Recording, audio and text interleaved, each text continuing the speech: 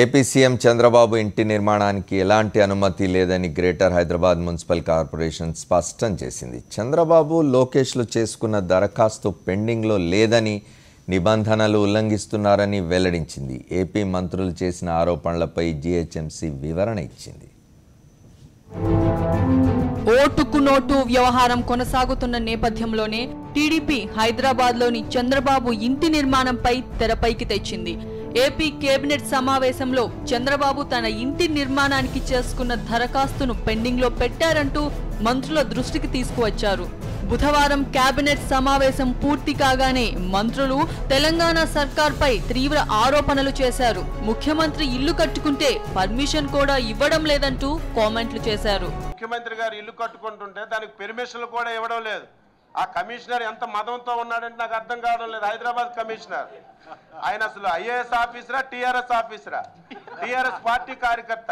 ఒక ముఖ్యమంత్రి, ఈ దేశానికి శాసించినటువంటి వ్యక్తి, హైదరాబాద్ ఈ స్థాయికి తీసుకున్నటువంటి వ్యక్తి ఒక ఇల్లు కట్టుకుంటే పెర్మిషన్ అడిగితే మీరు సెక్రటేరియట్ ప్రాపర్టీ ట్యాక్స్ కట్టండి, నేను పెర్మిషన్ ఇస్తానంటే, అయ్యా నువ్వు జాగ్రత్తగా ఉండు, ఎప్పుడు నీకు రక్షణ ఎప్పుడు ఎవరు ఉండరు, కాబట్టి నువ్వు కూడా నీ వ్యాక్ చేయాలి. దానికి దీనికి సంబంధం ఏంటి? ప్రాపర్టీ ట్యాక్స్ మీరు కడుతున్నారు. మీకు సొంతగా ఇల్లుంటే మీరు ఓనర్ అయితే మీరు ప్రాపర్టీ ట్యాక్స్ కడతారు. మీరు ఓనర్ కాకపోతే ప్రాపర్టీ ట్యాక్స్ మీరు కట్టవలసిన అవసరమే ఉంది. ఈ బిల్డింగ్స్ అన్ని మావేని రాసిమ్మనండి, మేము ప్రాపర్టీ ట్యాక్స్ కడతాం. అచ్చెన్నాయుడు ఆరోపణలపై జీహెచ్ఎంసీ స్పందించింది. హైదరాబాద్ జూబ్లీహిల్స్ రోడ్ నెంబర్ 65లో చంద్రబాబు ఇంటి నిర్మాణానికి పెట్టుకున్న దరఖాస్తు పెండింగ్లో లేదని స్పష్టం చేసింది. మే 18న లోకేష్, చంద్రబాబులు దరఖాస్తు చేసుకున్నారని, అయితే భవనం ఎత్తు, నిర్మాణ సెట్ బ్యాక్లు నిబంధనలు అతిక్రమించేలా ఉన్నాయని పేర్కొంది. అనుమతి లేకుండానే పిల్లర్లు వేయడం ప్రారంభించారని జీహెచ్ఎంసీ వెల్లడించింది. దీంతో భవన నిర్మాణ అనుమతి దరఖాస్తు ప్రతిపాదనను తిరస్కరించినట్టు తెలిపింది.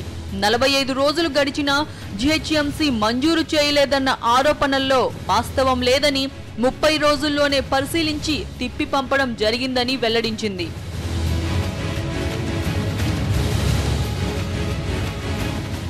ఏపీ సచివాలయ భవన ఆస్తి పన్ను బకాయిల చెల్లింపుకు చంద్రబాబు భవన నిర్మాణ దరఖాస్తు తిరస్కరణకు ఏమాత్రం సంబంధం లేదని తెలిపింది. అయితే 2014-15 సంవత్సరానికి గాను 20 కోట్ల పన్ను బకాయిలు ఉందని జీహెచ్ఎంసీ ప్రకటించింది. ఏపీ ప్రభుత్వం నుంచి పన్ను బకాయి రాబట్టేందుకు ప్రయత్నాలు చేస్తున్నట్టు జీహెచ్ఎంసీ అధికారులు తెలిపారు. మరోవైపు జీహెచ్ఎంసీ అనుమతి నిరాకరించిన చంద్రబాబు ఇంటి నిర్మాణ పనులు మాత్రం శరవేగంగా జరుగుతున్నాయి. ఓటుకు కోట్ల వ్యవహారం అనేక మలుపులు తిరుగుతున్నది. ఈ క్రమంలో దాని నుండి ప్రజల దృష్టిని మళ్లించడం కోసం అని చెప్పి ఆంధ్రప్రదేశ్ ప్రభుత్వం కానీ తెలుగుదేశం పార్టీ కానీ చేస్తున్న ప్రయత్నాలు రకరకాలుగా కనిపిస్తున్నాయి. దాని గురించి మాట్లాడుకుందాం.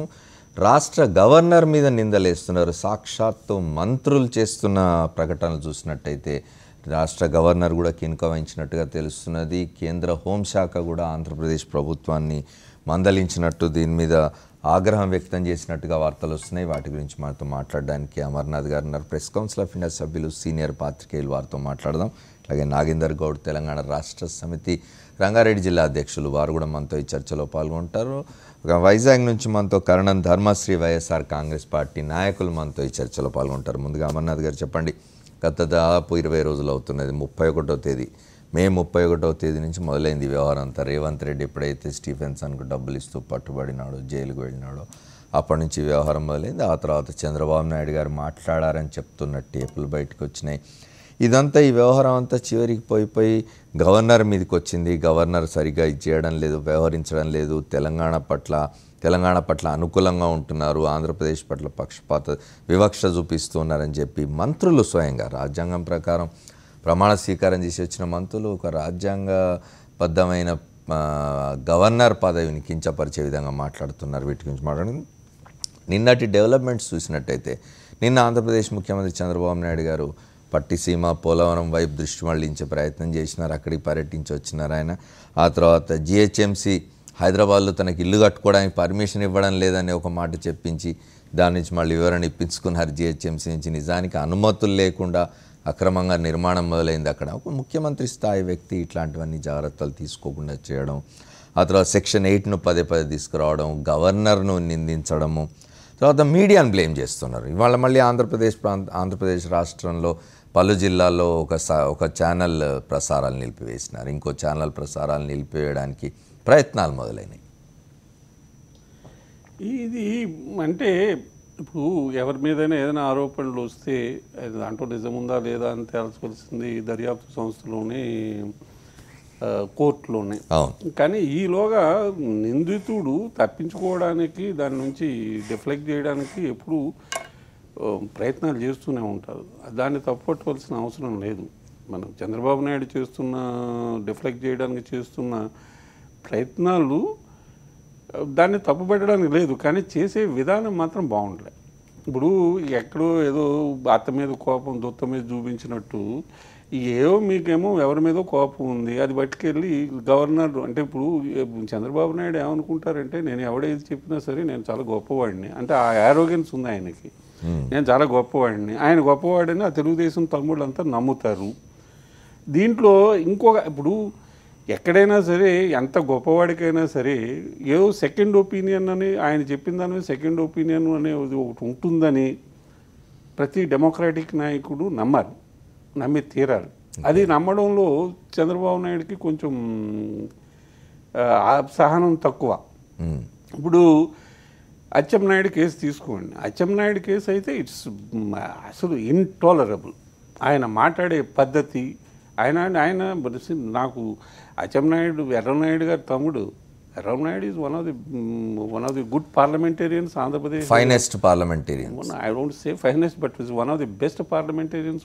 ఫైనెస్ట్ పార్లమెంటేరియన్ అంటే మీకు ఈ రెండు రాష్ట్రాల్లోనే జైపాల్ రెడ్డిని మించిన వారు ఇంకొకళ్ళు లేరు. Okay, is one of the good parliamentarians. And ఆయన దాంట్లో ఆయన తమ్ముడు ఆయన పెంపకంలోనే ఆయన ట్రైనింగ్లోనే వచ్చిన వాళ్ళు ఏదో నోరు ఉందని ఇష్టం వచ్చినట్టు మాట్లాడేస్తే ఏదో వెళ్ళిపోతుందని అనుకుంటున్నారు ఆయన. అంటే చంద్రబాబు నాయుడు ఏది మాట్లాడమంటే ఆయన మాట్లాడుతున్నారు. ఇక్కడ ఒక చిన్న ఇన్సిడెంట్ ఒకటి చెప్పాలి. ఇది గతంలో జరిగింది.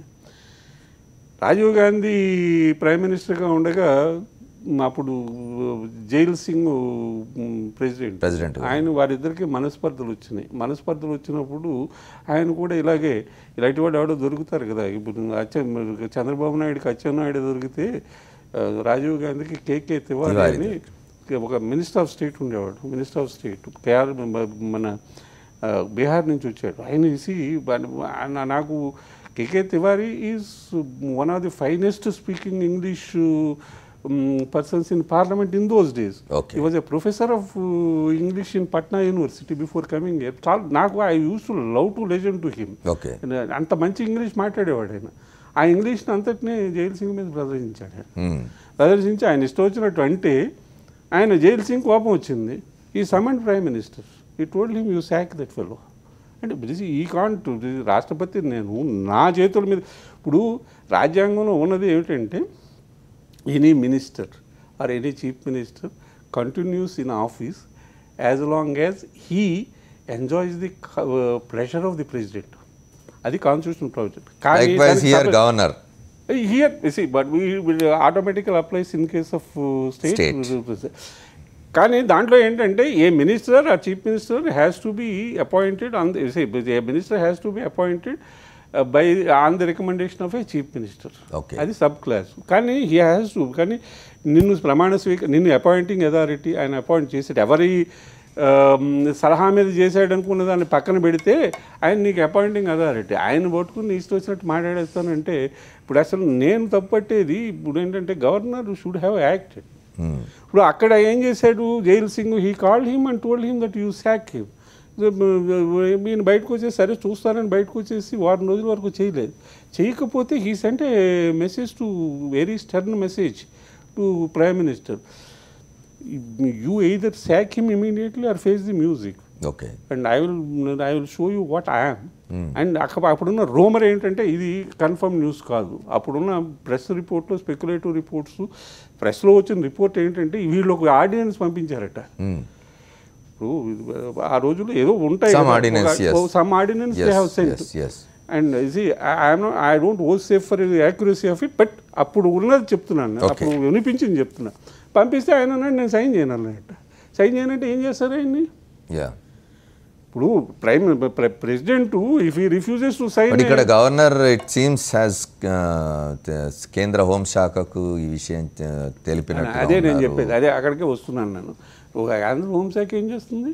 కేంద్ర హోంశాఖకి రాష్ట్ర ప్రభుత్వం మీద ఏముంది అంటే రాజ్నాథ్ సింగ్ పిలిచి చెప్తాడు ఆయనకి, చంద్రబాబుకి నీ మినిస్టర్లు అలా మ్యాచ్ చేస్తాను నేనంటే ఆయనకి ఏముందా? కాన్స్టిట్యూషన్గా ఆయనకి అధికారం ఏముంది? In this case governor act చేయాలి. See, why should he take a permission from, say, a bureaucrat who is junior to him in age and in experience and in civil service? Okay. That is, Goyal is an IAS officer of recent origin, and yes, Narasimhan was, right. He was the IPS officer of very, okay. And also, he should call the Prime Minister, Chief Minister. Summon the Chief Minister, not call. He should be officially summoned and told, you sack that fellow. Right. Who spoke very intemperately. And ఒక్కళ్ళు కాదు అమర్నాథ్ గారు, ఆంధ్రప్రదేశ్ క్యాబినెట్లోని 3-4 మంత్రులు, పల్లె రఘునాథ్ రెడ్డి గారు గవర్నర్ను ధృతరాష్ట్రుడు అన్నారు, అచ్చెన్నాయుడు గారు గవర్నర్ని గంగిరెద్దు అన్నారు, తర్వాత ఇంకొక మంత్రి పుల్లారావు గారు కూడా గవర్నర్ విమర్శించినారు. గవర్నర్ చేత నామినేట్ చేయబడి శాసన మండలికి వెళ్ళిన సోమిరెడ్డి చంద్రమోహన్ రెడ్డి కూడా ఆయనను ఉత్సవ విగ్రహం అన్నారు. ఇట్లా అనేక విధాలుగా ఆయనను విమర్శిస్తున్నారు. You should summon and tell the Chief Minister. And you see, at least for it, make an example, at least a couple of ministers should be sacked. And I demand, and you see, constitutional dignity ni, democratic decorum ni maintain చేయవలసిన బాధ్యత chief minister మీద ఎంత ఉందో అంతకన్నా ఎక్కువ governor మీద ఉంది. ఇది it's not question of any, it's not question అంటే ఇప్పుడు ఉన్న పరిస్థితుల్లో ఈ రెండు రాష్ట్రాలకు ఉమ్మడి గవర్నర్ గా ఉన్నారు, కొంచెం సెన్సిటివిటీస్ ఏమన్నా ఉమ్మడిగా మిస్నోమర్ ఇది. ఉమ్మడి governor it has no constitutional relevance. Is governor అంటే he may be holding to both the states. ఏదో ఉమ్మడి గవర్నర్కి ఏదో రిస్ట్రిక్టెడ్ ఉంటాయి. అంటే ఉమ్మడి గవర్నర్ గా ఉన్నాడు కనుక ఈ చంద్రబాబు నాయుడు ఇష్టం వచ్చినట్టు చేయవచ్చు, లేకపోతే కేసీఆర్ ఇష్టం వచ్చినట్టు చేయవచ్చు. అవన్నీ అసలు they have no constitutional basis. I say the governor should act now and only to maintain dignity of the office of governor and democratic decorum. దాని కోసమని he should insist that a couple of ministers should be sacked and others should be made to fall in line. Right Amarnath గారు, మనం మిగతా పెద్దలతో కూడా మాట్లాడదాం. Telugu Desam party నాయకులను కూడా ఆహ్వానించినాం, కానీ వారు మళ్ళీ తెలుగుదేశం పార్టీ నాయకులు కొన్ని ఛానళ్లకు వెళ్ళకూడదని నిర్ణయించుకున్నట్టుగా వార్తలు వస్తున్నాయి. మనకు కన్ఫర్మ్డ్గా తెలియదు. ఒకసారి వైఎస్ఆర్ కాంగ్రెస్ పార్టీ నాయకులు కర్ణం ధర్మశ్రీ గారితో మాట్లాడదాం. ధర్మశ్రీ గారు చెప్పండి, మొత్తంగా ఈ ఓటుకు కోట్లు అనే వ్యవహారాన్ని పక్కదారి పట్టించడం కోసం, ప్రజల దృష్టిని దాని నుంచి మళ్లించడం కోసం రకరకాల విన్యాసాలు చేస్తున్నట్టుగా ఉన్నారు. అగ్రెషన్ బ్యాక్ ఫైర్ అయినట్టున్నది, చాలా అగ్రెసివ్గా వచ్చి దీన్ని ఎదుర్కొందాం అనుకొని అవి ఇవి చేయబోయి బ్యాక్ ఫైర్ అవుతున్నట్టుగా ఉంది. జిహెచ్ఎంసీ మీద ఆరోపణలు చేస్తూ ఉన్నారు. జిహెచ్ఎంసీ వివరణ ఇచ్చింది, నిజానికి మా దగ్గర నుంచి అనుమతులు ఇవ్వకుండానే వారు అక్రమంగా నిర్మించేస్తున్నారు, అనుమతి అక్కడ ఎంతైతే నిర్మించాలో అనుమతికి మించిన పిల్లర్లు వేస్తున్నారు, ఇట్లాంటి ఆరోపణలు, ఇట్లాంటి వివరణలు జిహెచ్ఎంసీ కూడా ఇచ్చింది. తర్వాత నిన్న చంద్రబాబు నాయుడు గారు పట్టిసీమ, పోలవరం అక్కడ తిరిగి వచ్చారు. ఆగస్టు కల్లా పట్టిసీమ పూర్తి చేస్తామంటున్నారు. ఎట్లా ఉంది? వీళ్ళు ఏంటంటే ఆత్మరక్షణ కోసం ఆత్మవంచన చేసుకుంటూ ఒక తప్పు మీద తప్పు చేసుకెళ్తున్నారు సార్. రియల్గా ఏంటంటే ఈ ఓట్లకు నోట్లు ఇచ్చే కార్యక్రమంలో వాళ్ళు పాటలు వాళ్ళు తెచ్చుకొని ఏ విధంగా దీన్ని బయటపడాలని చెప్పేసి గత 20 రోజులుగా రాష్ట్ర పరిపాలన పక్కన పెట్టి ఈ కేసును మాఫీ చేయడం కోసం దృష్టి సారిస్తూ ఏదో రకంగా ఏంటంటే తప్పులు ఇక్కడ ప్రజలకి వీళ్ళు అడ్డంగా దొరికిపోయినటువంటి దాన్ని ఏ విధంగా బయటపడాలని ఒకదాని మీద ఒకటి అంటే ఒక తెలంగాణ ప్రభుత్వం మీద ఏదో రకంగా బురద జల్లే కార్యక్రమం చేస్తే ఈ కేసు పక్కతో పడుతుందని నిన్న మళ్ళీ ఇది వెలుగులోకి తీసుకొచ్చారు. ఏది చంద్రబాబు నాయుడు తాలూకు హౌస్కి పర్మిషన్ జిహెచ్ఎంసీ కమిషనరు ఇవ్వలేదు. ఆ కమిషనర్ అంటే పర్మిషన్ లేకుండా వీళ్ళు కన్స్ట్రక్షన్ ఎలా చేస్తారంటే విజువల్స్లో చూస్తున్నాం. పిల్లర్స్ వేస్తారు, కిందనే కాంక్రీట్ వర్క్ చేస్తారు అనుకుందాం.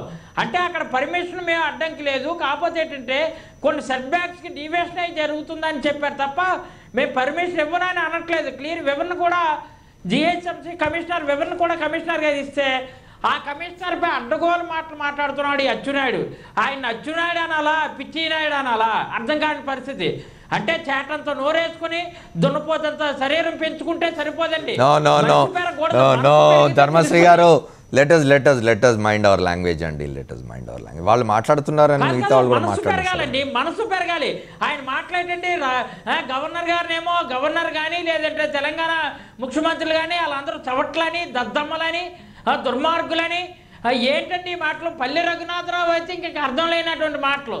ఆయనకి ఏంటంటే ఇక్కడ మా జగన్మోహన్ రెడ్డి గారు అంట ఏంటంటే ఆంధ్ర వ్యతిరేకట, మరి ఆయన ఏంటంటే అక్కడ చూస్తే ఏంటంటే తెలుగు వాళ్ళకి వ్యతిరేకమా పల్లె రఘునాథరావు. ఏ విధంగా ఇక్కడ తప్పు మీద చెప్తేసి అవినీతిని ప్రోత్సహిస్తున్నటువంటి ఈ మంత్రులు కేవలం చంద్రబాబు నాయుడు దగ్గర ఏంటంటే ప్రాబల్యం పెంచుకోవడం కోసం గొప్ప కోసం అచ్చెన్నాయుడు బాగా మాట్లాడుతున్నాడని ఏ రోజో ఒకసారి అన్నారట. అచ్చెన్నాయుడు అచ్చాగా మాట్లాడుతున్నాడు, లుచ్చాగా మాట్లాడుతున్నాడు, ఆయన తెలియదు.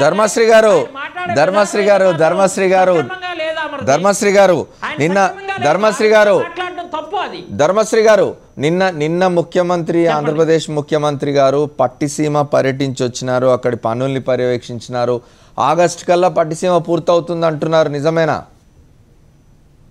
ఏంటండి పట్టిసీమలో వాళ్ళకి ఏంటంటే కమిషన్లు రాబట్టుకోవడం కోసం త్వరగా బిల్లులు ఇవ్వడం కోసం ఆయన వెనకాల ఉన్నటువంటి మంది మార్పాలు ఏవైతే ఉన్నాయో అక్కడ ఏంటంటే కొంతమంది బొట్టరాజులు ఉంటారు అనమాట, రాజాదిరాజా రాజీ మార్తాండ బహుపరాకన్ అలా వాళ్ళందరినీ మెప్పు కోసం ఏంటంటే పట్టిసీమల బిల్లులు రిలీజ్ చేయడం కోసం పర్యటనకు వెళ్ళాడు తప్ప నిజంగా పట్టిసీమ మీద ప్రేమ ఉంటే 9 సంవత్సరాలు ముఖ్యమంత్రి ఉన్నప్పుడు ఆ రోజు పట్టిసీమ గుర్తుకు రాలేదా? లేదు ప్రతిపక్షంలో ఉండేటప్పుడు పట్టిసీమ గుర్తుకు రాలేదా? ఈరోజు పోలవరం ప్రాజెక్టుకి ఏంటంటే ఏదో రకంగా ఇక్కడ ఈ ఉత్తరాంధ్ర ప్రాంతానికి కోస్టలాంధ్ర ప్రాంతానికి నీరు అందించడం కోసం అడ్డంకి ఏదో విధంగా కలిగినా పట్టిసీమ దగ్గర ఏంటంటే మన వీగా అక్కడ రాయలసీమలో ఏదో రకంగా అది చూపించి ఓట్ల కోసం చేస్తూ నోట్ల కోసం మరొకరు పంచడం కోసం ప్రయత్నం చేస్తూ అక్కడ ఏంటంటే అవినీతిని ప్రోత్సహించడం కోసం అడ్డగోలుగా 22% ఎక్సెస్ ఇచ్చి ఈ విధమైనటువంటి కార్యక్రమాలు చేయడం తప్ప ధర్మశ్రీ గారు రాయలసీమ మీద ప్రేమ అంతకన్నా కాదండి. మళ్ళీ వస్తాను మీ దగ్గరికి నేను. మళ్ళీ మనతో నాగేందర్ గౌడ్ గారు ఉన్నారు, తెలంగాణ రాష్ట్ర సమితి నాయకులు. వారితో మాట్లాడే ముందు ఒక షార్ట్ బ్రేక్ తీసుకొని తిరిగి వస్తాను నేను.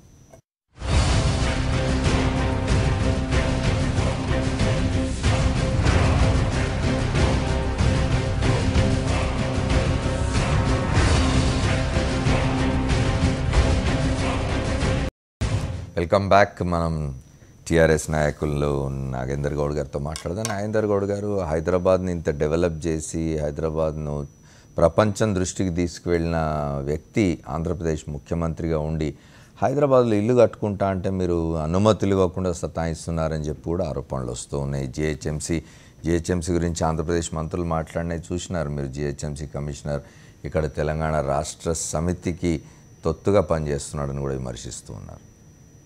అంటే ఎప్పుడైతే ఓటుకు నోటు కేసులో రేవంత్ రెడ్డి గారు దొరికిన తర్వాత చంద్రబాబు నాయుడు గారు మెంటల్లీ అప్సెట్ అయిపోయింది. తెలుగుదేశం పార్టీ అంతా కూడా అదే విధంగా అయిపోయింది. వాళ్ళు ఏం మాట్లాడుతున్నారు, ఏ దానికి ఏం చేస్తున్నారు, ఏది పోతున్నది కూడా తెలియని పరిస్థితి ఉన్నది. ఎగ్జాంపుల్ తీసుకుంటే ఫస్ట్ ఏమన్నారు, ఆ టేపులలో అసలు నా వాయిసే కాదు, అక్కడికి వెళ్ళి తెచ్చిపెట్టిన వాయిసు అది కరెక్ట్ కాదు, ఇది నా మీద కక్షపూరితంగా చేస్తున్నది అని చెప్పాడు. మేము ఆ రోజు కూడా సూటి అడిగినాం. రేవంత్ రెడ్డి గారు ఏదైతే ఓటుకు నోట్లో రెడ్ హ్యాండెడ్గా దొరికిపోయిండో ఆ రోజున్న పరిస్థితుల్లో రేవంత్ రెడ్డి గారు మాట్లాడిన మాటలను కూడా చూస్తే నేను చెప్తున్నది కాదు, ఇది నేను వచ్చింది కాదు, మా బాసే పంపించేసిండు. మా బాస్ ఒకవేళ ఇక్కడ ఈ ప్రాంతం లోపల నీకేమన్నా అన్యాయం జరిగితే ఆంధ్రప్రదేశ్లో కూడా ఇంకా నామినేటెడ్ మేము వేయలేము, అక్కడ నీకు అకామిడేట్ చేస్తామని చెప్పి అట్లా కూడా మభ్యపెట్టిన పరిస్థితి ప్రజలందరూ కూడా గమనించారు, మనం అందరం కూడా చూసినాం. ఆ రోజు చంద్రబాబు నాయుడు గారు దాని మీద మాట్లాడడం లేదు. రేవంత్ రెడ్డి గారి ఇష్యూను ఆయన పత్రికల ముఖంగా కూడా ఖండించని పరిస్థితిలో ఆ రోజు మనం చూసినాం. తర్వాత జరిగిన క్రమంలో చంద్రబాబు నాయుడు గారిది కూడా ఏదైతే ఎవిడెన్స్ బయటకు వచ్చిందో, బయటకు వచ్చిన పక్షం నుండి లేనిపోని ఎన్నెన్నో సృష్టించుకుంటూ ఆయనలు కలలు కనుక్కుంటూ వాళ్ళు సహనం కోల్పోయి అసలు రాజ్యాంగం మీద ప్రమాణం చేసిన మంత్రులు కొద్ది మనం ఇప్పుడు చూసినాం. అచ్చెన్నాయుడు గారు ఏందండి మాట్లాడేది, పైసలు ఇచ్చి ఓట్లను కొనుక్కుంటూ, పైసలు ఇచ్చి ప్రజాస్వామ్యాన్ని కొనుక్కుంటూ, పైసలతో ఏదో అక్రమంగా సంపాదించిన డబ్బులన్నింటినీ కూడా తెచ్చి ప్రజాస్వామ్యాన్ని కూని చేసే తీరుగా తెలంగాణ రాష్ట్రం ఆ రోజు ఉద్యమం జరుగుతున్న టైంలో ఆ రోజు వ్యతిరేకించినావు, దాడులు చేయించినావు. ఆ రోజు కూడా ఈ ఉద్యమాన్ని ఎక్కడికక్కడ అణిచేయాలని చూసినావు. ఈ రోజుకు మేము పరిపాలన చేసుకుంటుంటే 1 year జరిగిన పరిపాలన లోపల అంత విచ్ఛిన్నం చేయాలని చూసినావు. ఎమ్మెల్యేని అంతా కొనుక్కునాలని చూస్తున్నావు, ప్రభుత్వాన్ని పడగొట్టాలని చూస్తున్నావు. ఈ విధంగా చూసి ఈ రోజుకి వస్తే ఆయన ఇల్లు నిర్మాణం జరుగుతుంది. ఎవరైనా మొత్తం మున్సిపాలిటీస్ లోపల హైదరాబాద్ పట్టణం లోపల కూడా ఈ గ్రేటర్ హైదరాబాద్లో కూడా ఎన్ని ఇల్లు నిర్మాణం అవుతలేవండి? ఒక చంద్రబాబు నాయుడు ఇల్లే నిర్మాణం అవుతుందా? గా చిల్లి ఇష్యూను కూడా తీసుకొచ్చి ఏదైతే నువ్వు May 8th రోజు నువ్వు నీ కొడుకు ఏదైతే దరఖాస్తు పెట్టుకున్నారో కామన్గా ఎక్కడైనా నీ ఇల్లు నిర్మాణం కొరకు నీవు దరఖాస్తు పెట్టుకున్నప్పుడు దాంట్లో కొన్ని అభ్యంతరాలు, కొన్ని అవసరాలు ఏదైతే ఉంటాయో అవన్నిటిని కూడా మున్సిపాలిటీ వాళ్ళు సహజంగా వాళ్ళు కోడ్ చేసి పంపించడం జరుగుతుంది. వాటిని నువ్వు ముఖ్యమంత్రిగా ఉన్న, నువ్వు విఘ్నునిగా ఉన్న వ్యక్తివి, నువ్వు 9 సంవత్సరాలు ఏదైతే లేనిపోని తీరుగా హైదరాబాద్ నేనే నిర్మాణం చేసిన, చార్మినార్ నేనే కట్టించిన, హైదరాబాద్ వాళ్ళు నా వల్లనే బతుకుతున్నారు, హైదరాబాద్ అనేది నేను లేకముందు లేనే లేదు, అసలు చంద్రబాబు నాయుడు పుట్టకముందు హైదరాబాద్ లేనే లేనట్లు, తెలుగుదేశం లేకుంటే అసలు హైదరాబాద్ ఈయన 9 ఏళ్ళు గిట వాళ్ళ మామకు ఎన్నుపోటు ఓడిసి ఎన్టీ రామారావును చంపడానికి కారణమయ్యి ముఖ్యమంత్రి అడ్డదారిలో వచ్చిన చంద్రబాబు నాయుడు ఆయన గిట లేకపోతే అసలు హైదరాబాదే లేదన్నట్లు ఈ విధంగా మాట్లాడుకుంటూ ఏదైతే చేస్తుండో దాంట్లో ఈ కారణం తీసుకొచ్చాడు. ఇల్లు నిర్మాణం కొరకు ఏదైతే జిహెచ్ఎంసీ కమిషనర్ మీద మీరు దాడి చేయడం కాదు, జిహెచ్ఎంసీ కమిషనర్ ఏజెంట్గా మారిండన్నట్టుగా ఆ అలవాటు తెలుగుదేశం పార్టీకి ఉన్నది. మీరు ఆఫీసర్స్ అందరినీ కూడా ఏజెంట్లుగా వాడుకొని మీకు అనుగుణంగా నడుచుకునేది మనం చూసినామండి. ఈరోజు ఏంది ఫోర్త్ అక్యూజ్డ్ ఎవరైతే ఉన్నారో మత్తయ్య గారు, ఆయనను తీసుకుపోయి అక్కడ ఒక అక్యూజ్డ్కు షెల్టర్ ఇస్తావు, అక్కడ తీసుకుపోయి కేసులు పెట్టిస్తావు, సిట్ ఓపెన్ చేసేసి ఒక్కటే రోజు తెలంగాణ ముఖ్యమంత్రి మీద ఏం కక్ష సాధింపండి 87 కేసులు పెట్టేసేసి దాని మీద ఏంది ఎదురు తిరుగుబాటు?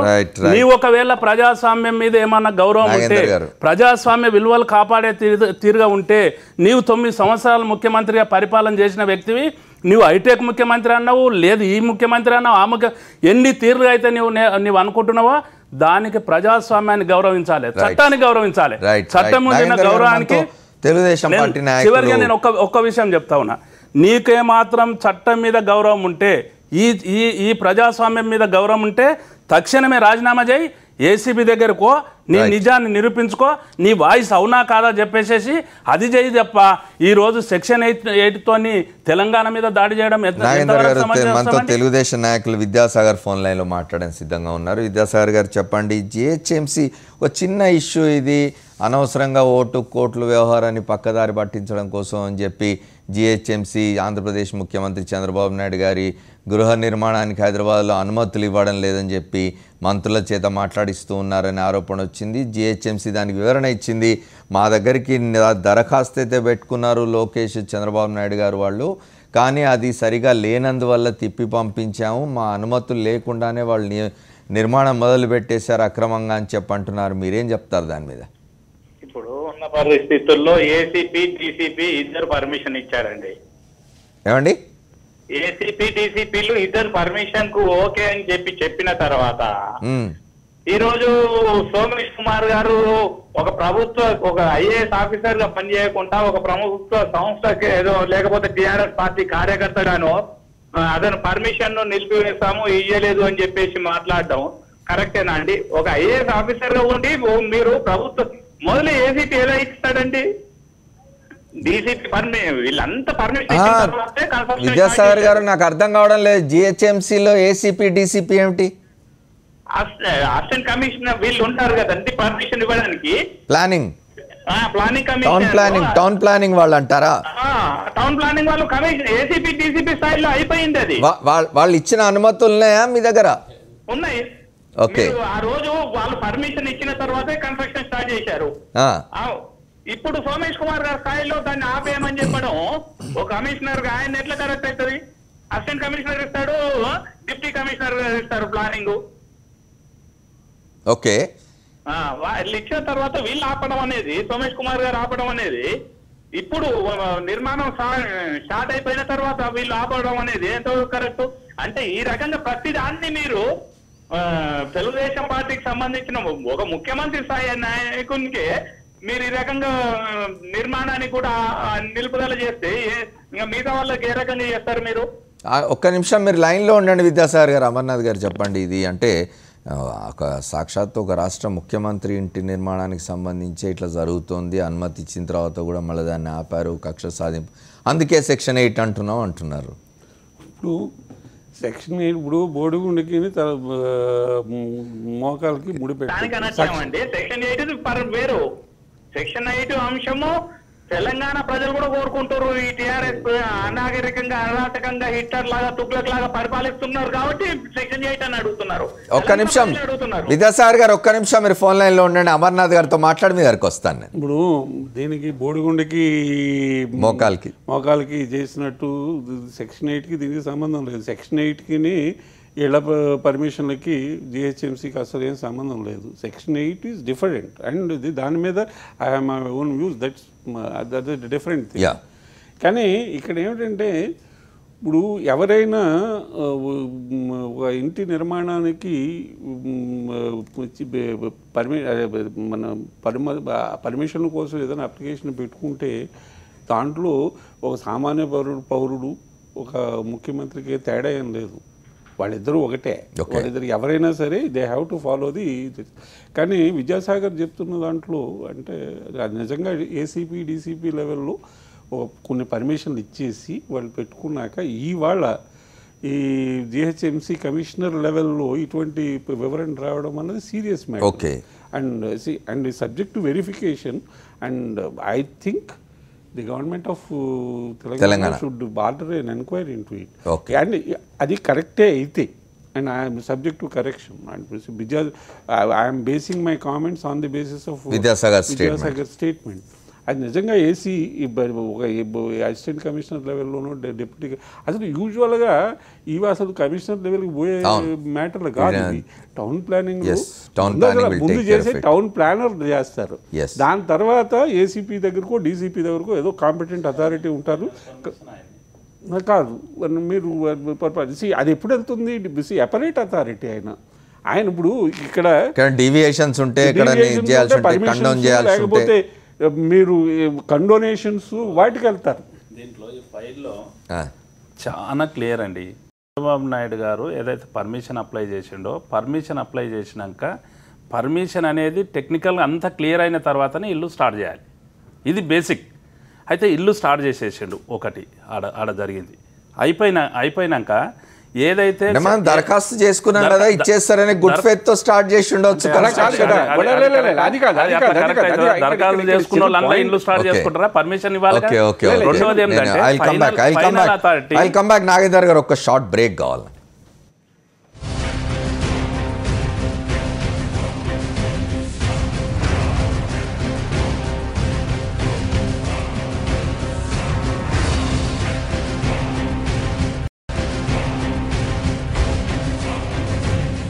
వెల్కమ్ బ్యాక్ నాగేందర్ రాజు. ఇప్పుడు పర్మిషన్స్ ఉన్నాయి అంటున్నారు కదా, పర్మిషన్ అనేది వెళ్ళేది కమిషనర్ గారి ద్వారానే వెళ్తుంది. జనరల్గా దీని ప్రొసీజర్ ఏంటంటే ఏదైతే దరఖాస్తు చేసుకున్నాక టౌన్ ప్లానింగ్ వాళ్ళు వెళ్ళి దాన్ని ఇన్స్పెక్షన్ చేస్తారు. రైట్, అన్నీ కరెక్ట్ ఉన్నాయా లేవా, ఆయన పరిధిలో ఉన్నంత వరకు ఏ విధంగా ఉన్నదని ఆయన ఇన్స్పెక్షన్ రిపోర్ట్ పై అధికారికి అప్లై చేస్తాడు, సబ్మిట్ చేస్తాడు, పంపుతాడు.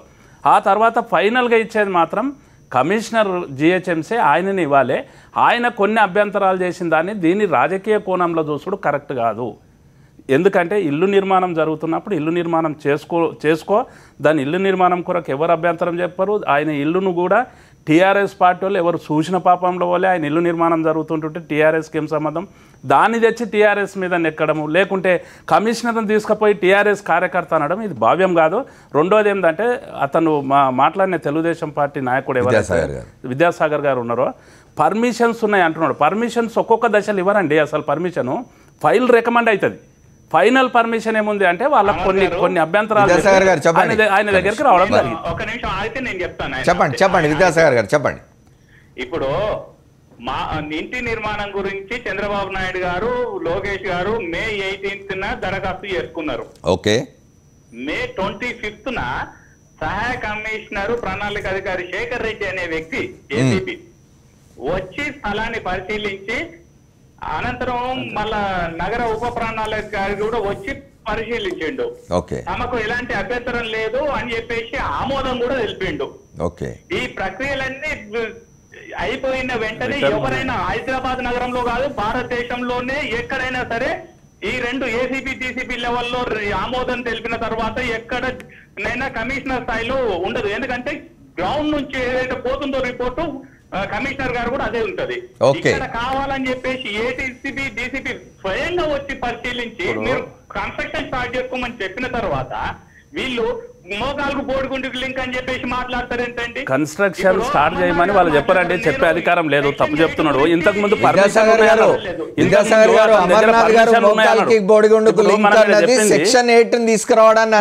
పర్మిషన్ ఉన్నది అన్నాడు. ఇప్పుడు నేను చెప్పింది కరెక్ట్ అయింది కదా. ఇప్పుడు మాత్రమే చేసిండ్రు వాళ్ళు. ఇన్స్పెక్షన్ ఉన్నది వాళ్ళకు.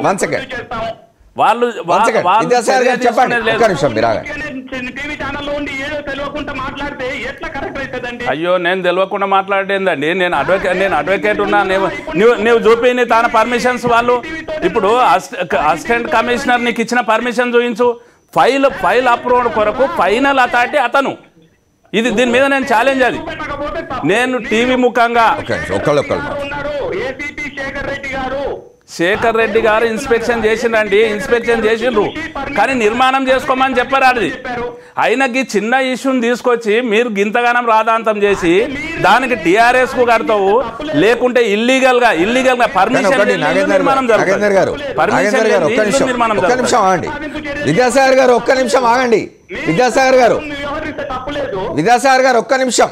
ఇప్పుడు అమర్నాథ్ గారు అన్నట్టు నిజంగానే ఇట్లా జరిగింటే విద్యాసాగర్ గారు చెప్తున్నట్టుగా ముందు పర్మిషన్లు ఇచ్చి అంటే అసిస్టెంట్ కమిషనర్ లెవెల్లో డిప్యూటీ కమిషనర్ లెవెల్లో పర్మిషన్లు ఇచ్చి ఒక్క నిమిషం అండి లిఖితపూర్వకంగా పర్మిషన్లు ఇచ్చి ఉండి ఆ తర్వాత కమిషనర్ స్థాయిలో దాన్ని ఆపుంటే మాత్రం డెఫినెట్గా తెలంగాణ ప్రభుత్వం దాని మీద విచారణ జరపాల్సి ఉంటుంది. విద్యాసాగర్ గారు ఏమంటారు? ఇప్పుడు నిజంగా కూడా శేఖర్ రెడ్డి గారని ఏసీపీ వచ్చి అక్కడ స్వయంగా ఆయన చెప్పకపోతే మేము అనే పరిస్థితి లేదు. ఈరోజు శేఖర్ రెడ్డి గారిని మీరు వీలైతే లైన్ లో తీసుకోండి, మాట్లాడేయండి. Right, thank you. నాయకులు రిటర్న్ లో ఆయన దగ్గర పర్మిషన్ ఉన్నది అన్నాడు కదా ఇంతకుముందు వీళ్ళ దగ్గర. దాని మీద క్లారిఫై చేయండి. రిటర్న్ పర్మిషన్ శేఖర్ రెడ్డి గారు వచ్చి ఇన్స్పెక్షన్ చేసిండా, లేకుంటే అసిస్టెంట్ కమిషనర్ గారు వచ్చి ఇన్స్పెక్షన్ చేసిండా, లేకుంటే ఆయన రిటర్న్ పర్మిషన్ ఇచ్చిండా? నీకు పర్మిషన్ ఇచ్చినాక కమిషనర్ గారు రిజెక్ట్ చేసిండా? ఇది విద్యాసాగర్ గారు మనం ఇక ఇంటి దానికి పరిమితం అవుతున్న మిగతా విషయాలు కూడా మాట్లాడుకుందాం. అమర్నాథ్ గారు చెప్పండి. ఇది చాలా చిన్న విషయం. ఇది అంటే హైదరాబాద్లో ఎవరైనా ఇల్లు కట్టుకోవచ్చు, ఆ స్వేచ్ఛ ఎవరికైనా ఉంది. నిజానికి చంద్రబాబు నాయుడు గారు హైదరాబాద్లో ఓటర్. వారు మొన్న 2014 ఎన్నికలు కూడా వారు హైదరాబాద్లో ఓటేసినారు, ఆంధ్రప్రదేశ్కి ముఖ్యమంత్రి అయినారు. కాబట్టి he has every right to construct a house in Hyderabad. కానీ దీన్ని తీసుకొచ్చి ఇవాళ జరుగుతున్న వాటన్నిటి అంటే ఇది మొదటి నుంచి మనం చర్చ దాని గురించే చేస్తున్నాం. ఏంటంటే ఒక నేరం జరిగింది. ఒక శాసనసభ్యుడు శాసన మండలి ఎన్నికలలో 50 లక్షల రూపాయలు ఇంకో నామినేటెడ్ శాసనసభ్యుడికి ఇవ్వజూపిన దానిలో అరెస్ట్ అయ్యి జైల్లో ఉన్నాడు. ఆ పార్టీ అధ్యక్షులు కూడా నేరుగా నామినేటెడ్ శాసనసభ్యుడితో మాట్లాడినట్టు టేపులు బయటికి రావడం, వీటన్నిటినీ పెట్టుకొని చిన్న చిన్న విషయాలు అంటే ట్రివియా అంటే జిహెచ్ఎంసీలో ఎన్నికల ఇంటి నిర్మాణానికి పర్మిషన్ సంబంధించి కానీ లేకపోతే ఇంకోటి చిన్న చిన్న విషయాలు మాట్లాడుతున్నారు. మీడియాను బ్లేమ్ చేస్తున్నారు. నిజానికి వాళ్ళు ఆంధ్ర ప్రాంతంలో ఒక మీడియా సంస్థను కొన్ని చోట్ల నిషేధించినట్టుగా వార్తలు వస్తున్నాయి. మళ్ళీ వాటిని ప్రారంభించింది లేనిది తెలియదు. ఇవి ఎక్కువగా చూపిస్తున్నాయి కాబట్టి వీటిని ఇది ఏమిటిది తెలంగాణలో కూడా అట్లాంటి ప్రయత్నాలు జరిగినాయి, కొనసాగుతూ ఉన్నాయి. ఇప్పుడు ఆంధ్రప్రదేశ్లో జరుగుతున్నది. ఇది అన్డెమోక్రటిక్ యాక్షన్స్ కంటాజియస్ డిసీజెస్ అయిపోయినాయండి. ఇక్కడేమో తెలంగాణలో చేశారు, తెలంగాణలో అది కంటిన్యూ అవుతుంది. ఇప్పటికీ కూడా ఒక ఛానల్ని చేయనివ్వడం లేదు. అంటే ఇక్కడ వారు చెప్పేది ఏంటంటే మాకు ప్రభుత్వానికి సంబంధం లేదన్నారు. అది ఎంత నిజం రోజు చూస్తున్న వాళ్ళకి తెలుసు. అదే మళ్ళీ అక్కడ కూడా ఇటువంటి కొన్ని ఛానల్స్ మీద నిషేధాలు పెట్టడానికి అయితే ఇప్పుడు దానికి కూడా అదే చెప్తుంటారు. ఇక్కడ చంద్రశేఖరరావు గారు ఏది చెప్పారు, వారి మినిస్టర్లు ఏం చెప్పారు, అక్కడ వారు కూడా అదే చెప్తుంటారు, మాకేం సంబంధం లేదు, కేబుల్ ఆపరేటర్స్ చేశారని. ఇవన్నీ మనకు తెలుసు, రోజు చూస్తున్న వాడికి తెలుసు, అండ్ విద్యాసాగర్ రావు గారికి కూడా తెలిసే ఉండాలన్నమాట. కానీ ఈ కంటాజియస్ డిసీజు ఇవాళ ఇప్పుడు ఒకటి తెలుగుదేశం వారు ఒకటి క్లియర్గా అర్థం చేసుకోవాలి, ఈ అధికారాలు ఈ అధికారంలో ఉండడం, ఇప్పుడు చంద్రబాబు నాయుడు ఈసారి ఎన్నికయ్యారు, మళ్ళీసారి అవుతారనే గ్యారంటీ ఏం లేదు. 2000 అవ్వచ్చు కాకపోవచ్చు, డెమోక్రసీ కదా, పీపుల్ విల్ డిసైడ్. డెమోక్రసీలో ప్రజలు నిర్ణయిస్తారు. కానీ మనం ఈ అధికారం శాశ్వతం అని అనుకోకూడదు. ఇప్పుడు అది దాని నుంచి ఒక గుణపాఠం 2004లోనే 2009లోనే ఓడిపోయాక కూడా ఇప్పుడు కూడా వారి దాన్ని రియలైజ్ కాకపోవడం అనేది దురదృష్టకరమైన విషయం. ఇవాళ ఇప్పుడు మన అపోజిషన్లో ఉన్నప్పుడేమో మీకేమో మీడియా కావాలి, అధికారంలోకి వచ్చాక మీడియా అక్కర్లేదు, మేము వాళ్ళ మీద నియంత్రణ పెడతాము అంటే అది అసలు అన్యాక్సెప్టబుల్, అన్డెమోక్రాటిక్. దీని గురించి అసలు సివిల్ సొసైటీ, రాజకీయ పక్షాలు, civil society should have. Amarnath గారు, I'll come back to you again. మనతో భారతీయ జనతా పార్టీ నాయకులు విష్ణువర్ధన్ రెడ్డి ఫోన్ లైన్లో ఉన్నారు. విష్ణువర్ధన్ రెడ్డి గారు చెప్పండి, ఇది మొత్తంగా ఒక సీరియస్ క్రైమ్ వ్యవహారం, రాజకీయ పార్టీ మీద వచ్చిన ఆరోపణలు, వీటన్నింటినీ పక్కదారి పట్టించడానికి చాలా చిన్న చిన్న విషయాలు, హైదరాబాద్లో ఇంటి పర్మిషన్ ఆపారని చెప్పి, లేకపోతే మీడియాని బ్లేమ్ చేయడం. ఇవాళ ఆంధ్ర ప్రాంతంలో ఒక మీడియా కొన్ని చోట్ల పాక్షికంగా ఒక మీడియా ప్రసారాలు నిలిపేసినట్టుగా వార్తలు వస్తున్నాయి. తెలంగాణలో జరిగినప్పుడు ఆంధ్రప్రదేశ్ ముఖ్యమంత్రి కానీ, తెలుగుదేశం పార్టీ నాయకులు కానీ పత్రికా స్వేచ్ఛ గురించి చాలా మాట్లాడినారు. ఇవాళ మరి ఆంధ్రప్రదేశ్లో అదే జరుగుతుంది, ఏమంటారు మీరు? ఒకటి, మన అమర్ గారు, మీకు అక్కడ పెద్దలందరికీ నమస్కారం. నమస్తే, చెప్పండి. ఈ హైదరాబాద్లో ఇంటి నిర్మాణానికి సంబంధించిన అనుమతులు చంద్రబాబు నాయుడు గారు దరఖాస్తు చేసుకుంటే ఇవ్వలేదనేటువంటిది చాలా చిన్న అంశం అది. ఎందుకంటే చంద్రబాబు నాయుడు గారి స్థాయిలో ముఖ్యమంత్రిగా పనిచేసినప్పుడు వీళ్ళందరూ అధికారులందరూ ఆయన దగ్గర పనిచేసినటువంటి వాళ్ళే. ఒక టెలిఫోన్ చేస్తే వాళ్ళ ఇంటి దగ్గర దరఖాస్తు తీసుకుపోయి ఇస్తారు. సాధారణమైనటువంటి ప్రజలు హైదరాబాద్ లో ఎవడన్నా ఇంటి, తెలంగాణలో ఈరోజు జిహెచ్ఎంసీ చుట్టూ సంవత్సరాల తరబడి, నెలల తరబడి తిరిగేటువంటి వాళ్ళు చాలా మంది ఉంటారు. తెలంగాణ ప్రజలు కూడా సిటిజన్ చార్టర్ ఫాలో గారు, సంవత్సరాల తరబడి అనుమతులు కూడా రావు.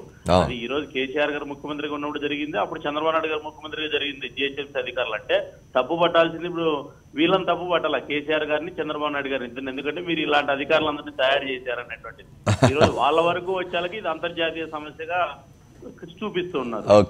నిజంగా దరఖాస్తు చేసి అనుమతి రాకోకుండా ఇలాంటి స్థాయి అధికారులు ఎవరు, నాయకులు ఎవరు బిల్డింగ్లు కట్టుకోవడం లేదా? దరఖాస్తు వచ్చినాక బయట పోర్టు పెట్టి ఇండ్లు కడుతున్నారా?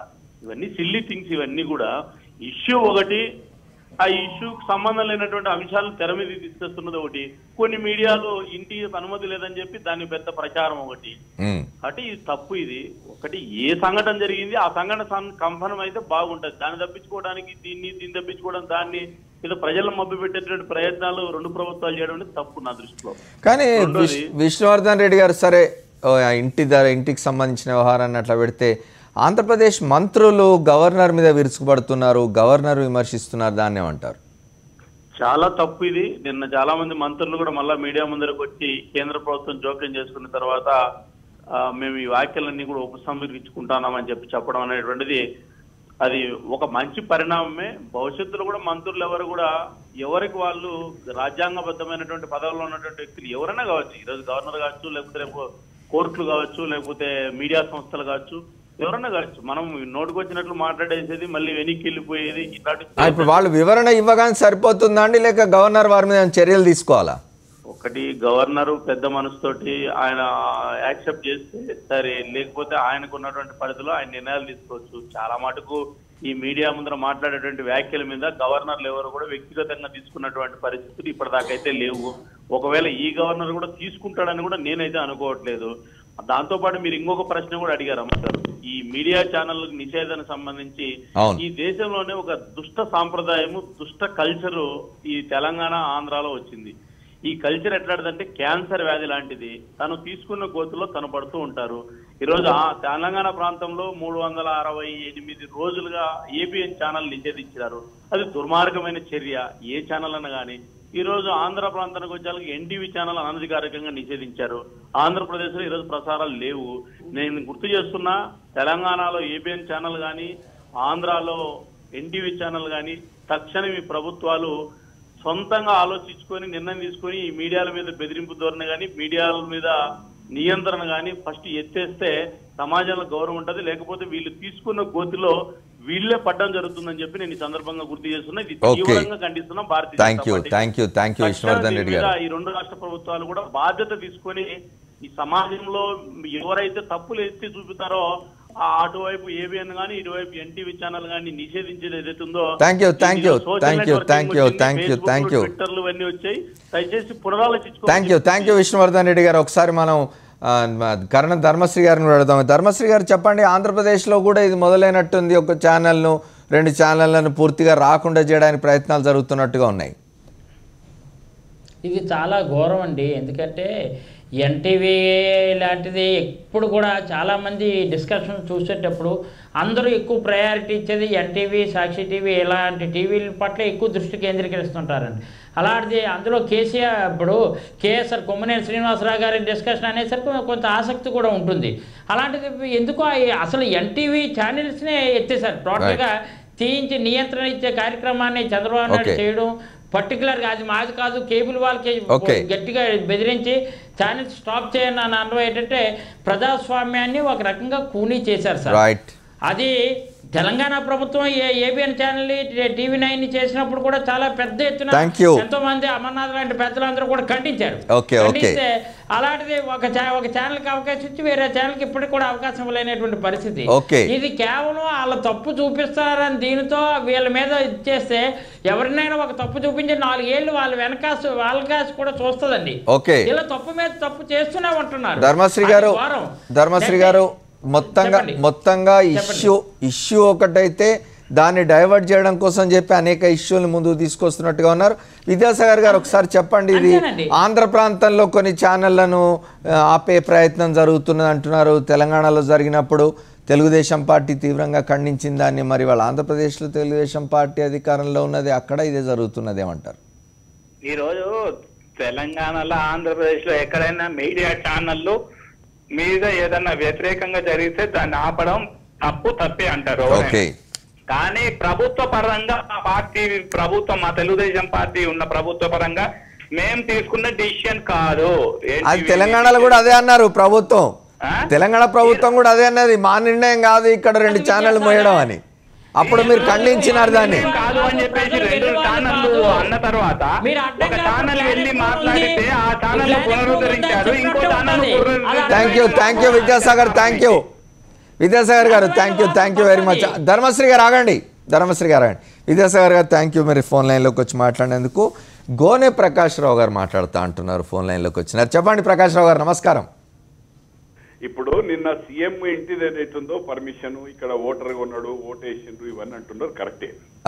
ఇది టిఆర్ఎస్ చేసింది తప్ప ఒప్ప అనేది నేను అంత లోతుగా చర్చించదలుచుకోలే. కానీ గతంలో రాజశేఖర రెడ్డి గారు ప్రతిపక్ష నాయకుడిగా ఉన్నప్పుడు, తెలుగుదేశం అధికారం చంద్రబాబు గారు ఉన్నప్పుడు, ఇప్పుడు బంజరాయిల్స్లో ఉండే ఏదైతున్నదో రోడ్ నెంబర్ 302 ఆ జర్నలిస్ట్ కాల్చి పోతా ఉంటే మెయిన్ రోడ్ మీద ఉన్న ఇల్లుకు శ్రీబాగ్, అక్కడ ఏదైతుందో శ్రీబాగ్ ఇల్లు ఏదైతుందో అతను పర్చేజ్ చేశాడు. కానీ అది గవర్నమెంట్ ల్యాండ్ అని ఎంక్వైరీ చేశారు. తేలడం వల్ల ఏదైతుందో కోర్టుకి వెళ్తే కోర్టు ఏదైతుందో అప్పుడున్న మార్కెట్ రేట్ కట్టమంటే మార్కెట్ రేట్ ప్రకారం హైకోర్టులో తను పే చేశాడు. హైకోర్టు క్లారిటీ చేసింది, ఇల్లు కూడా కట్టేసుకున్నాడు. దాన్ని ఏదైతుందో సుప్రీంకోర్టుకు అప్పీల్ చేసింది మన స్టేట్ గవర్నమెంట్, చంద్రబాబు గారి సీఎంగా ఉన్నప్పుడు. సుప్రీంకోర్టు కూడా ఏదైతుందో హైకోర్టు డిసిషన్ పైసలు కట్టారు, సమర్థించింది. It should be land should be go to the YS Rajasekhara Reddy ఎవరైతే పొజిషన్ ఉన్నారో వాళ్ళు పోవాలని వచ్చింది. అయినా కూడా 2004 వరకు, అది సుప్రీంకోర్టు వచ్చినాక 2.5 years అనుకుంటా నాకు తెలిసినంత వరకు, 2.5 ఏళ్ళు పెండింగ్ పెట్టి క్యాబినెట్ లో చేయకుంటే 2004లో రాజశేఖర రెడ్డి గారు వచ్చిన తర్వాత తను క్యాబినెట్ ప్రిసైడ్ ఓవర్ చేయకుండా ఇంకోటితో ఏదైతుందో అది సుప్రీంకోర్టు ఆర్డర్ ప్రకారం, హైకోర్టు అండ్ సుప్రీంకోర్టు ఎండాల్సి చేసిన ప్రకారం దాన్ని దాన్ని ఏదైతుందో క్లియర్ చేశారు. దానికి ఏదైతుందో చంద్రబాబు గారు పార్టీ అపోజిషన్ లీడర్ గా ఉండి తన ఇల్లును తనే అది చేసుకున్నాడని చెప్పాడు. సుప్రీంకోర్టు ఇచ్చినా కూడా ఈ రోజు ఏదైతుందో తెలుగుదేశం నాయకులు దాన్ని పెద్ద ఇష్యూ చేస్తున్నారు. ఇల్లు పర్మిషన్ వైలేట్ అయింది, కడతా ఉన్నారు, ఇదంతా వేరే సంగతి. కానీ ఏదైతుందో గతంలో కూడా ఇటువంటిది ఏదైతుందో జరిగింది. ఈ రోజు టిఆర్ఎస్ ను తప్పు పట్టడానికి ఏదైతున్నదో తెలుగుదేశం వాళ్ళు తప్పు పట్టే అవకాశం లేదు. ఎందుకనంటే తప్పు ఉండొచ్చు, మనలాంటి వాళ్ళు చేయాలి. కానీ తెలుగుదేశం నాయకులు ఎత్తుంది ఒక ప్రతిపక్ష నాయకుడికి ఏం చేస్తున్నారు అనేది క్యాబినెట్ ర్యాంక్. ప్రతిపక్ష నాయకుడు ఇస్ ఎ పాపులర్ లీడర్, 78 నుంచి ఓడిపోకుండా గెలిచిన నాయకుడు.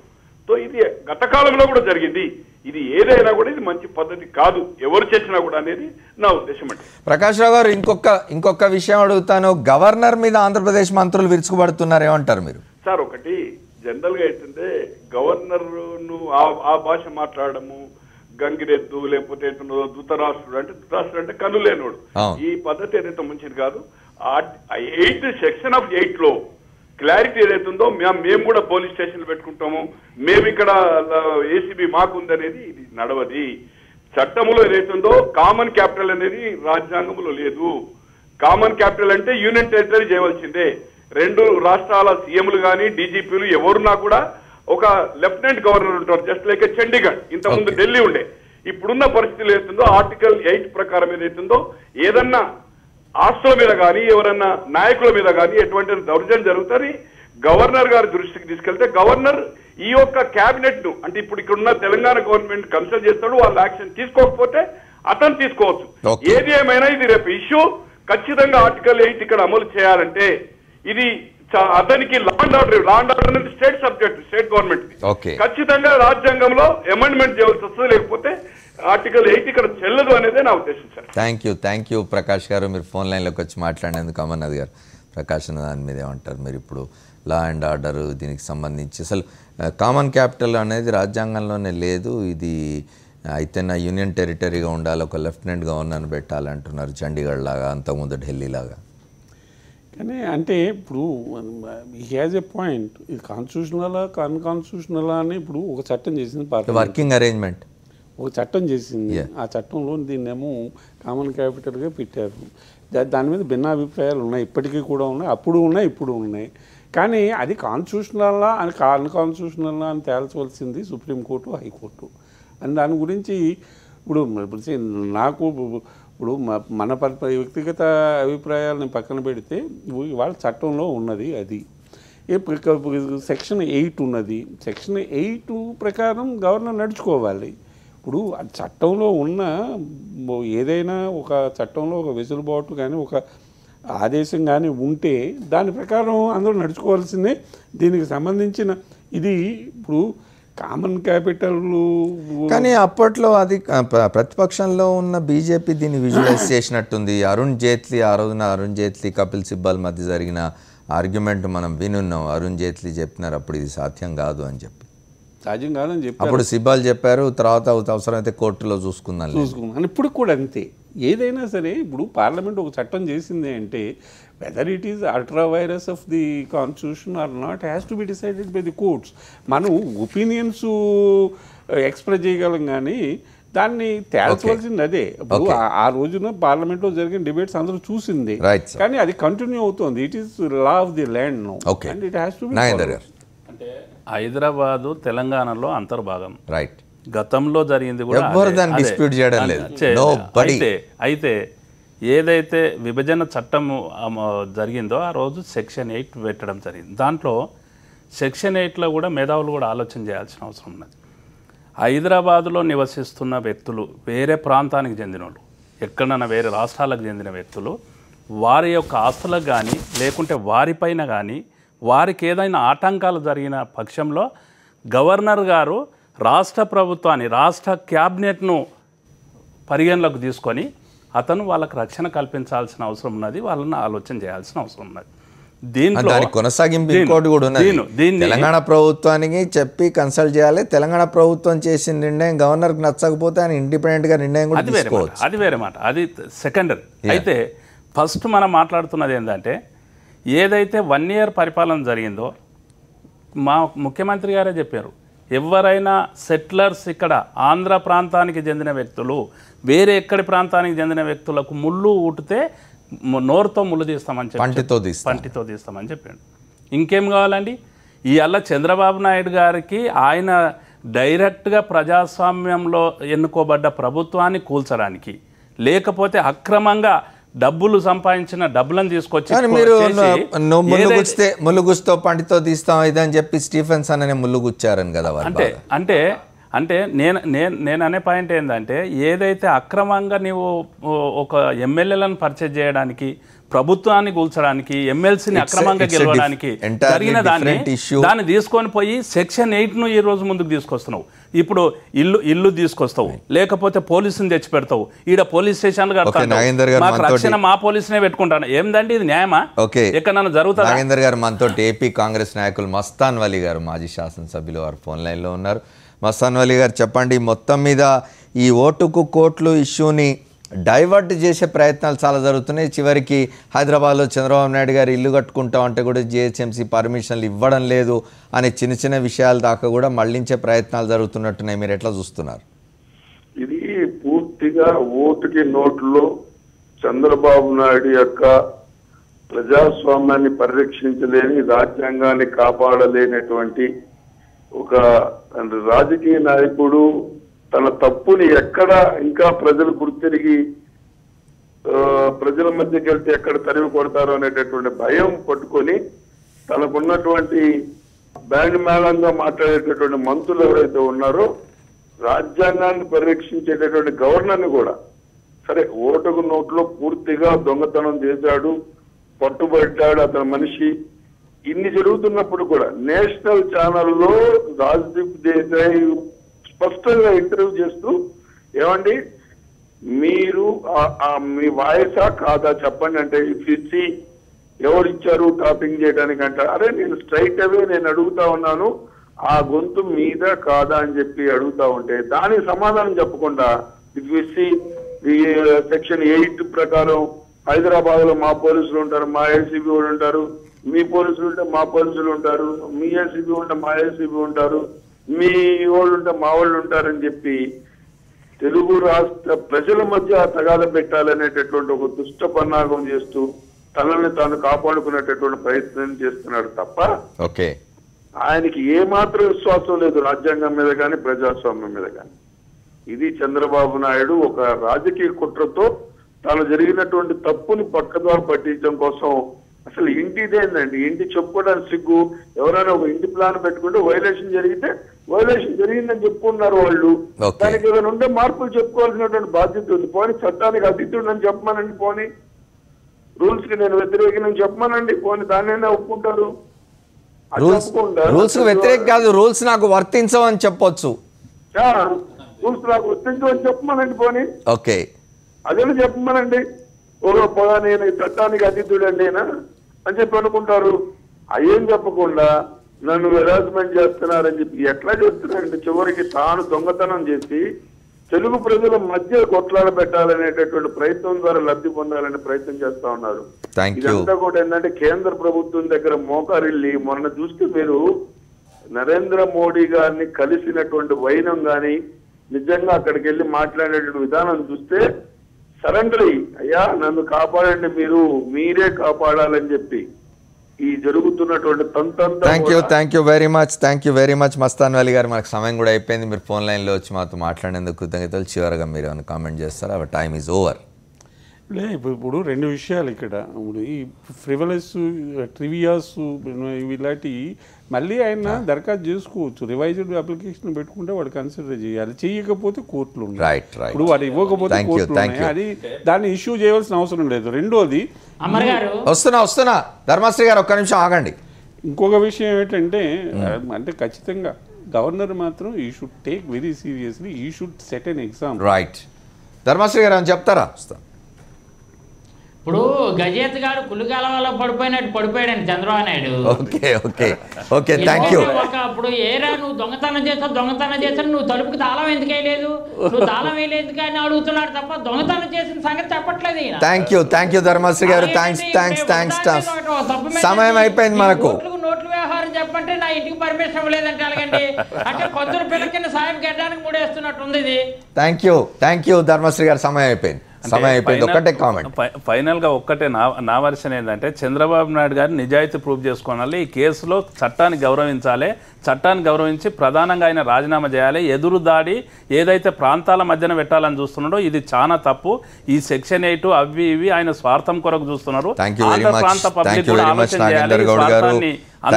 సమయం అయిపోయింది మనకు. అమర్నాథ్ గారికి, నాగేందర్ గౌడ్ గారికి, అట్లాగే కరణం ధర్మశ్రీ గారికి, మన విద్యాసాగర్ గారికి, విష్ణువర్ధన్ రెడ్డి గారికి, మస్తాన్ వలి గారికి అందరికీ కృతజ్ఞతలు. గోనె ప్రకాష్ రావు గారికి కూడా ప్రత్యేకంగా కృతజ్ఞతలు ఇవాళ ఫోన్ లైన్లో వచ్చి చర్చలో పాల్గొన్నందుకు. ఏది ఏమైనా ఒక నేరం జరిగింది, దానికి సంబంధించిన దర్యాప్తు జరుగుతున్నది, విచారణ జరుగుతున్నది, కొంతమంది జైల్లో ఉన్నారు, మరి కొంతమందికి నోటీసులు ఇవ్వడం జరుగుతున్నది. ఇట్లాంటి సమయంలో దాని నుంచి దృష్టి మళ్లించే ప్రయత్నాలు చేయడం మంచిది కాదు. రాష్ట్ర గవర్నర్ మీద ఆంధ్రప్రదేశ్ మంత్రులు చేస్తున్న వ్యాఖ్యల మీద తీవ్ర నిరసనలు వస్తూ ఉన్నాయి. దానికి సంబంధించి కానీ ఇతరత్ర కానీ వార్తలను అందిస్తూ ఉంటుంది Sakshi. Stay tuned. This is Amar signing of.